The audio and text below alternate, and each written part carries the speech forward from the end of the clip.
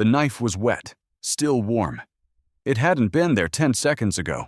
He backed away from the table. His boot hit the doorframe. No sound behind him. No footprints in the dust. The floor creaked. He turned. Nothing. The fire was dead. The window was shut. But the knife was his, taken 2 years back off a dying scout who swore he'd return. He reached for the rifle. His hand froze. A breath touched his neck, and something moved in the cabin that wasn't there before. He spun around. He remembered the slope, steep, dry, red rock and broken brush beneath the hooves. His horse had shifted uneasy that day, snorted twice. Then the shot rang out. They were just shapes at first, moving along the ridge. He fired. Others followed. The crack of rifles echoed sharp against the canyon wall. No call to speak, no voice raised, only the rhythm of battle like something already rehearsed. Dust choked the slope. One scout fell backward, another rolled down, screaming until he hit stone. The third had made it to cover, fast, light-footed. But not lucky. The cowboy moved on instinct, down, over, rifle steady.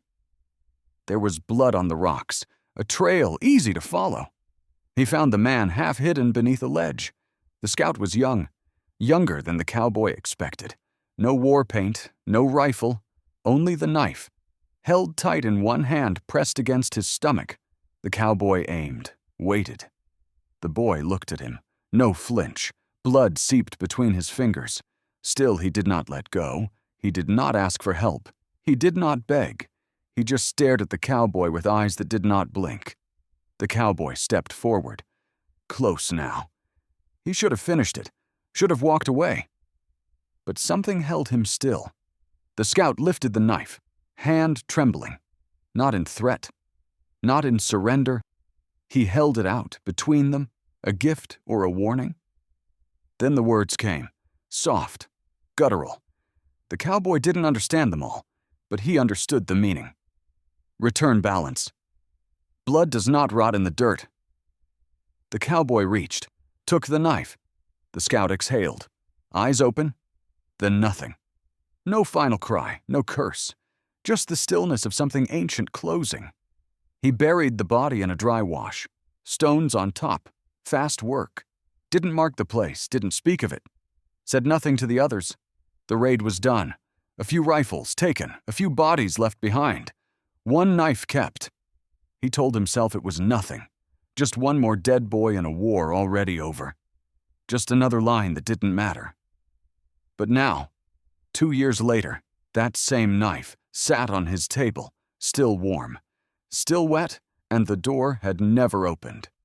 The knife was still on the table, but the blade had dried.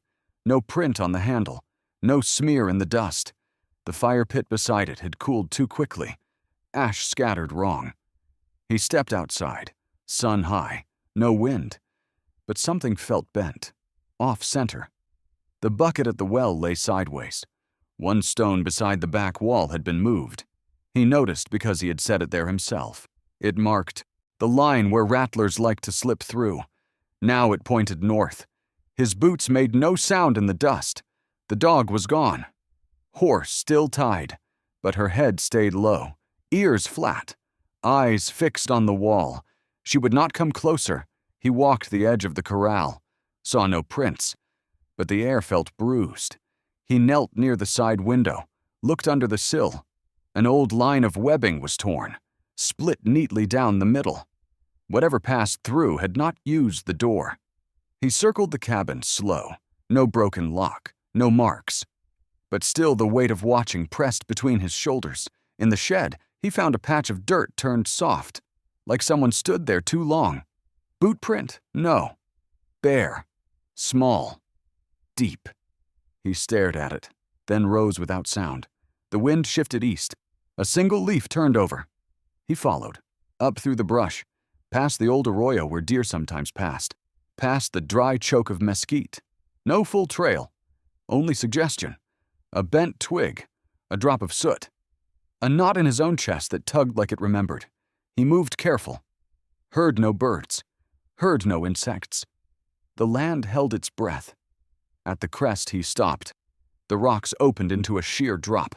A long fall down to the dry basin below. A hawk circled far off. At the edge stood his rifle, upright, unshaken, balanced with care. The barrel pointed skyward. The stock placed firm in a cradle of stone. No dust on the handle. Fresh metal gleam. It had not been left there by wind or hand uncertain. It had been placed as if offered or returned or meant to mark the beginning of something he could not yet name. He stepped forward, and the wind dropped silent as if the desert itself waited for what came next. The rifle stayed upright, balanced, unmoved by the wind that now pressed against his back. He did not touch it. Not yet. Across the ravine, among the jagged line of ochre stone, a figure stood, still small from the distance, but upright, solid, undeniably human. No sound marked his arrival. No echo of step or breath or stonefall. He wore no shirt, skin dark as blood-cracked earth, hair tied back with a strip of rawhide, a single white feather swayed behind his head. The cowboy stared, hand near the rifle, but not on it. The figure did not move, only watched. Not a child, not an elder. Not dressed for war, but not there by accident. The sun touched both men, one on the rise, one on the edge. The cowboy opened his mouth, tried to call out, tried to name the thing between them, but the wind stole the word from his throat, and the figure turned, one step back, into brush, into stone. Gone, not vanished. Not run, just gone. The cowboy crossed the ravine, fast each step, sharp, kicking dust. He reached the spot, found nothing. No tracks, no shadow, no scent of another. Only the pressed shape of bare feet, dry deep. Set apart, like someone who stood facing fire, he knelt. Touched the mark, still warm. Something passed through here that did not fear being seen, that wanted to be seen but not approached. He stood again, scanned the ledges, the brush, the high places. No sign. He turned back toward the ridge. The rifle still waited, balanced, unclaimed. He took it now, hands steady, fingers tight, but no comfort followed. Something had changed. He was not tracking. He was being led, and the ritual had not ended. It had only begun. He started back toward the cabin, but every sound now carried a second shape. Every shadow held room for another set of eyes, and he knew he would see the figure again, not in warning, not in mercy, but in judgment yet to come. The saddlebag lay beside the trough. Burnt leather, split seam. He had thrown it away after the fire at Devil's Bluff. That blaze took 3 horses and a man who screamed until silence claimed him. But now it sat here, dirt packed into the fold, ash caught in the stitch, like it had never left him. He stared at it a long time, then walked past without touching it. Inside the cabin, the coin waited on the chair rail, Mexican silver bent edge, a hole near the center from where a bullet had passed too close. He had taken it off a boy in Yuma. The boy had begged for water. The captain had laughed. They took what they wanted. He thought he had lost the coin years ago, dropped somewhere in the hills, left behind like so many things. Now it watched him from the corner, flat cold, undeniable. He stepped outside, sun low. The shadow of the porch stretched long across the sand, near the post where the dog once slept. A scrap of paper fluttered, yellowed crisp. He picked it up, held it between calloused fingers. Charcoal lines, rough shapes. A house, stick figures, circles for horses. Stars above. A child's hand, a settler's child. One of the families they found along the creek during spring sweep. The cabin had burned. The men were gone. Only 2 children remained. One drew, while the other cried. He had turned away. He had not spoken. The captain had said, "Leave no trace," and they had not. He dropped the drawing, let the wind take it. But it circled back, caught on the saddlebag. He turned, entered the barn, wanted to check the tack, wanted something normal. But the ropes were untied. The feed scattered on the wall above the stall, drawn in dust. the same feathered symbol he saw on the scout's sash 2 years ago. He stood still, heart a slow pound against his ribs. This was not haunting, this was judgment. The shape of his choices returned in pieces he could not deny. He stepped out into the yard, air dry, no movement in the grass. But the ground had been marked, tracks, bare precise, not approaching, not leaving, circling. He was being measured, and the past had not stayed buried. It had clawed its way back, wearing his own silence like a mask. The scout had not come as man. He had come as mirror. And the cowboy, for the first time, did not know what he would see next when he looked up. He packed at dawn.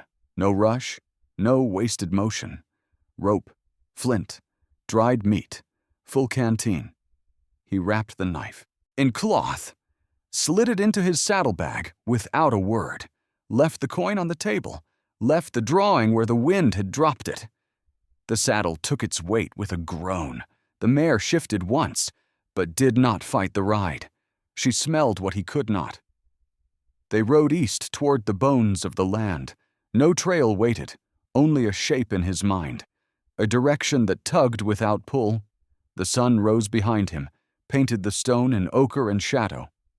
Still he did not look back. They passed the arroyo, past the old watering post where vultures perched, past the place he once left a body, and did not stop. The land thinned into ribs of canyon. Dead trees clawed at nothing. Even the wind seemed to hold its breath here. He spoke aloud, not to her, not to himself, just into the open. I never wanted the fire. I never meant to leave him that way. I never asked the captain why we burned the wagon first. I never looked at the girl after the rope slipped. I never stopped any of it. The canyon narrowed. Walls pulled in. The air grew still. He dismounted, walked beside the horse now. So she would not carry the weight alone. A shape stood ahead. Low brush, flat stone. He paused, studied it. Nothing there, but something watched. He moved closer. A step at a time, then it caught. The snap was soft, but the pull was violent. A rawhide loop jerked his leg sideways, tore him from his feet, dragged him across dirt and thorn.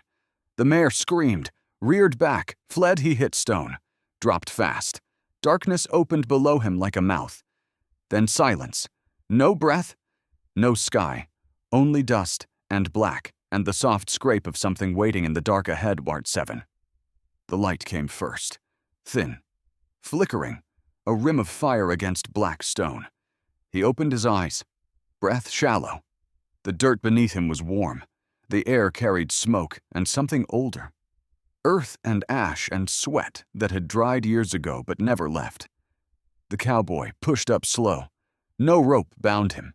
No cage, only stone walls and the sound of a steady flame. He sat up, back sore, leg bruised but free. Across the circle sat the scout, older, thinner, face sharper now. Eyes the same, he wore no war paint, no feathers.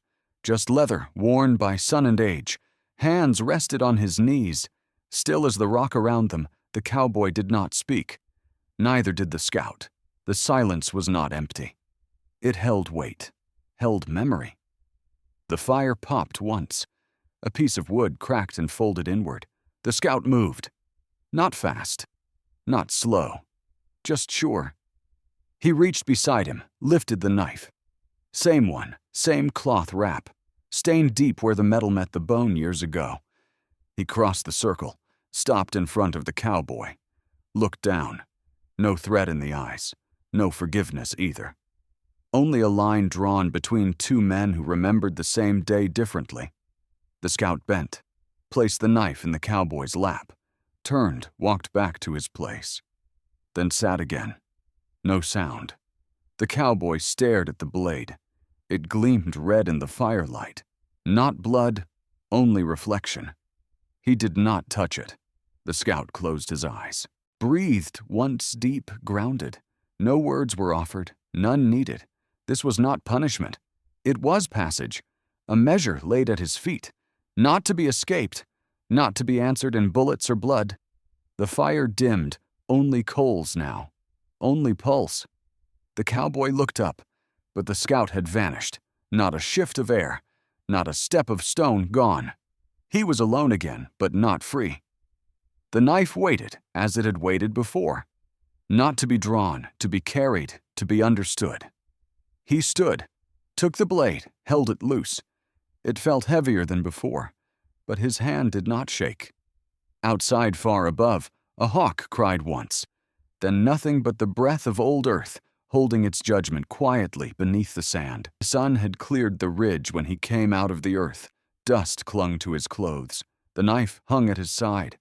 The scout stood at the edge of the rocks, horse waiting beside him. Saddle-bare face turned toward the southeast. He did not motion, did not speak, just mounted and rode slow along the spine of the hill. The cowboy followed, no question. No path offered, only dust, rising where hoof met stone. They rode for hours. Land stretched wide and breathless. The only sound was the creak of leather and the faint scuff of wind across dry grass. No town ahead, no marker, only the memory of a direction he had not meant to return to.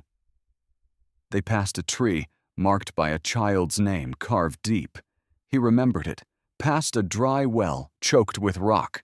He remembered that too. The canyon opened ahead. The scout stopped first, dismounted, stood still. The cowboy stepped beside him. Below lay a broken scatter of ruins, blackened beams, charred earth, half a stone chimney, still upright like a finger pointed at the sky. He knew this place.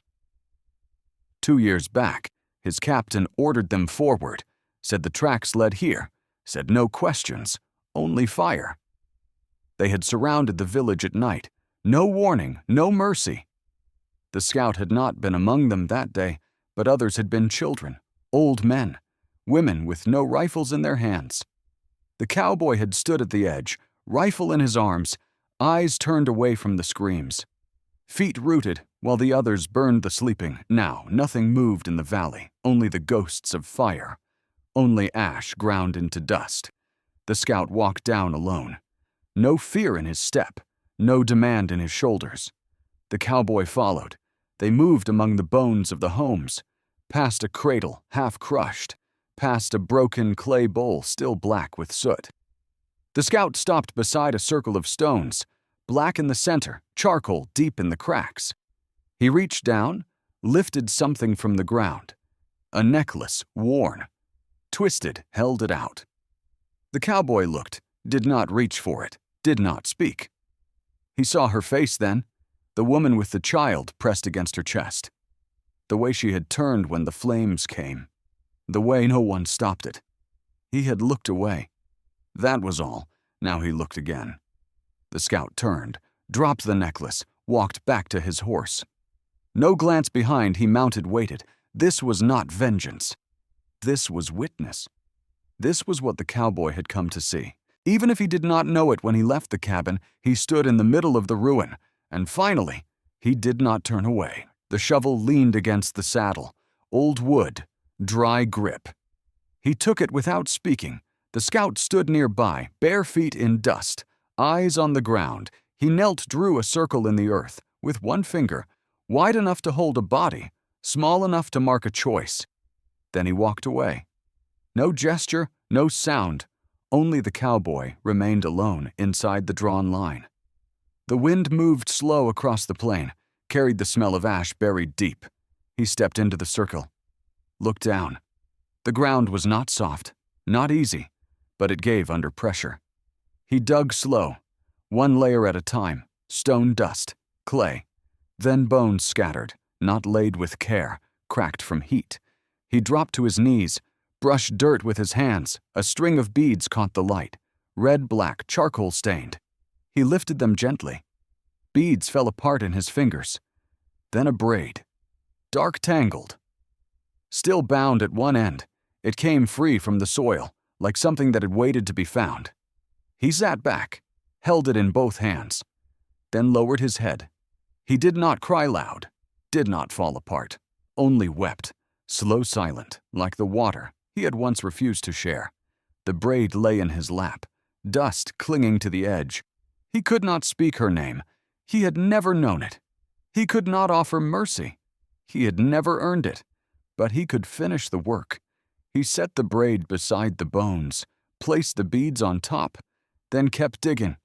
No haste, no escape. He dug until the hole was full enough, deep enough, true enough. Then he laid it all in place. The past, the proof, the pieces left in silence too long. He filled the grave with his own hands, pressed the dirt flat, smoothed it with his palm. No marker, no cross, only the circle around it, drawn clear again in the dust. When he stood, his back ached, his throat dry, but his hands had stopped shaking. The wind passed once soft, then still. He waited, not for thanks, not for forgiveness, only for the silence to feel honest again. The fire had died low in the hearth, ash thick, wood cold. He stepped inside slow, closed the door behind him. No breath caught in his throat this time. The knife still hung from his belt. He unhooked it, turned it once in his hand. The metal still gleamed in places, but the weight was different now. It no longer pulled from guilt. It held balance. He crossed the room, paused in front of the stone mantel, raised a nail, pressed it into the joint between mortar and beam, hung the knife there above the ash. Above the place where no fire had burned for days. Then he stepped back, looked at it. No threat in the angle, no shadow cast, just presence. Plain and honest. He dropped to a knee, stacked small wood, curled dry bark, blue ones. The spark caught, took hold slow. A single thread of orange reaching up, he fed it more. Waited as heat returned. The room shifted with the warmth. Walls less sharp, silence less hollow. He stood, crossed to the chair, lowered himself slow. Outside, the wind pulled against the edge of the world. But it did not enter. The fire crackled. Wood split open. The coin was still on the table, untouched. Let it stay? The drawing gone, carried off by wind or taken by something that needed it more. He leaned forward, hands near the flame, felt skin, pulled tight from dust and time. The scout was gone, not vanished, not erased, only done with him. That was enough. No promise had been spoken, no forgiveness given. But the grave was filled, the silence answered. He sat still. Let the fire rise slow. Let the heat find every corner again, and the knife hung quiet above it all. Not as threat, not as trophy, but as memory set in place, to remind him what the silence cost and what it returned. The door stood open. Not wired, just enough. He stepped out slow. Dust clung to his boots. The ground had settled after the long ride. The sun was low, sky clear.